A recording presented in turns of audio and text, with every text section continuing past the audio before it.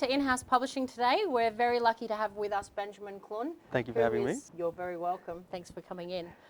Benjamin has just finished his book, brand new release to InHouse Publishing. Have a look at it, called Son of Men. So we're going to have a little chat to him today about what the book's about and obviously where you can purchase it from. So just explain to us a little bit about your childhood. Like, what was it like for you growing up, and how did this all culminate in this book? So growing up, I was one of a lot of children. I think we have 15 siblings in the house at the moment, you know, because parents have foster care and things like that. Good Lord. Yeah. So didn't have a lot of time with my parents growing up. We were often left to our own devices, particularly as the older children. Bullied horrifically at school. I had a very lippy attitude and nothing to back it up. So I was a natural target for those people that like to dominate their surroundings. Growing up, did feel a little bit lost, didn't really know what I wanted out of life. Joined the army when I was 18. All right. When I went into the army, my preformed expectation of what it would be like against what the truth was didn't mesh, and I wasn't a good fit in the army either. You know, I was... What did you think? Were you looking for structure?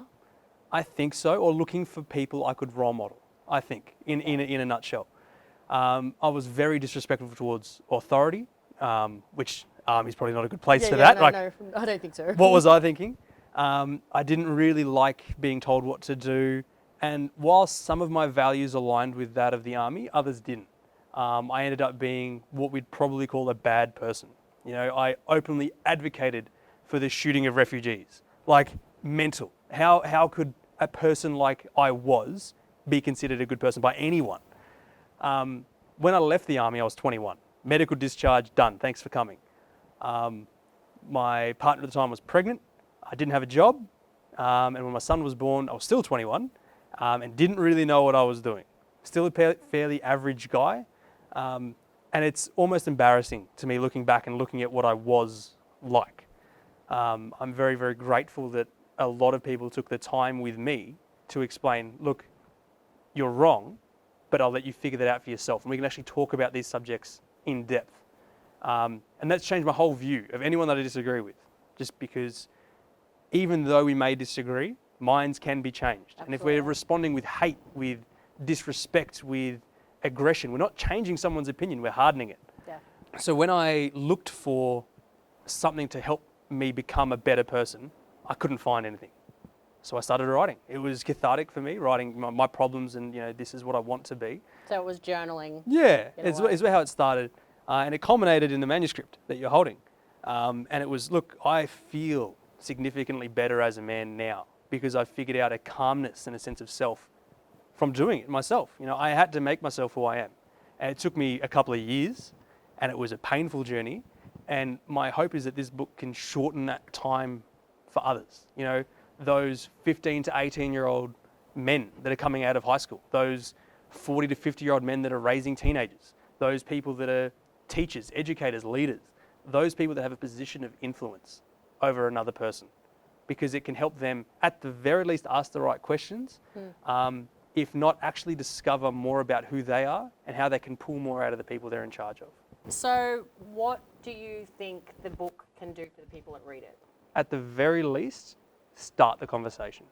You know, I think a lot of the time when I put people on the spot, say, hey, you're a man, why?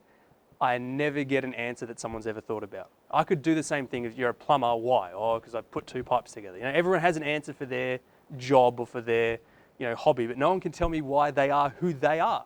And that's a big question. And if we can answer that, however that answer looks for whoever answers it, it will lead, hopefully, to a better sense of self. You know, I don't think it'll make them rich. I don't think it'll make them successful in their career. My only hope is that it starts a conversation about it and hopefully makes them feel more fulfilled. Be absolutely honest. This is a controversial topic. I know we don't want to use the word controversy, but it is. It is the time. There's some things happening out there in the world that potentially are going to make this a big conversation. Yeah. Just, you know, are you available, as other people have been available to you, to change your mind and change your life structure, direction? Explain like the repercussions if someone wants to talk to you or confront you about what you're writing here. Come and talk. I can't put that any other way. I want to help people in whatever aspect I can. This is how I've done it, and hopefully it helps you. You know, to those young men trying to figure out who they are, to those leaders of tomorrow that need to know that they can be who they want to be, this is for them. And if they need help with that, contact me via my website, via my email. If you see me on the street, stop me, like come and talk. And for those people that are going to get their backs up, and there will be some, because I take pride in my intense masculinity. For those people that are going to be upset at that, buy my book. Like, come and read it. Read what I've written. Have an understanding of what I'm talking about. And then if you're still angry, let's go out for coffee. Let's have a conversation. Because at the very least, you're passionate. And I respect the passion that those people have, if nothing else. Come and talk. You know, I want to help everyone, at the very least, get a better understanding of what a man is for them, even if they disagree with my idea of it. Absolutely, and I mean, fundamentally, it's stripping these gender roles and bringing it down to like the person. Like, it's a humanity thing.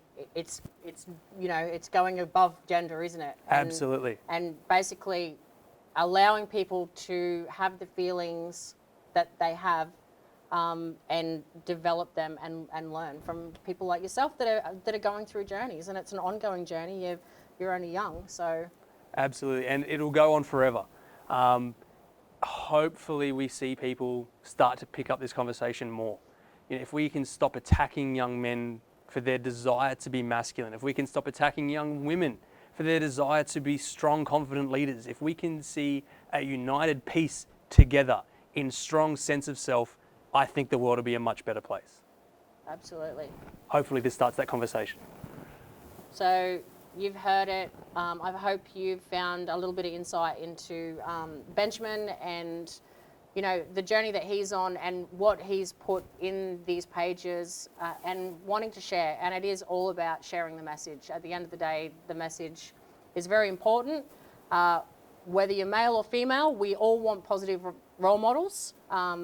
And, you know, for our young men out there that are going through quite turbulent times, it's extremely important that they have, you know, books like this and people like you that are asking the questions, whether they're controversial or not. It needs to be discussed. So we thank you very much. Thank you for having coming me. in today. And yeah, look, buy the book.